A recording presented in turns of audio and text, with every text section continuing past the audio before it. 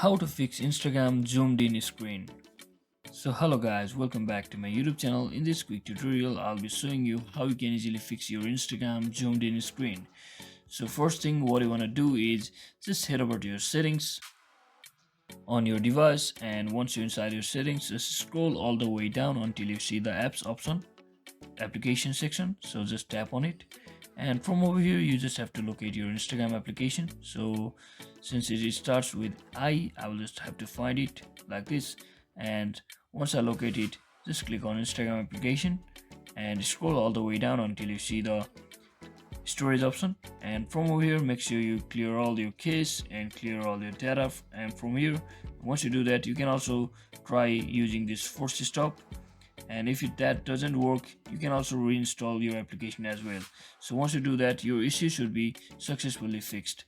So I hope this quick tutorial was helpful. If it was, don't forget to like and subscribe to channel. See you on the next one.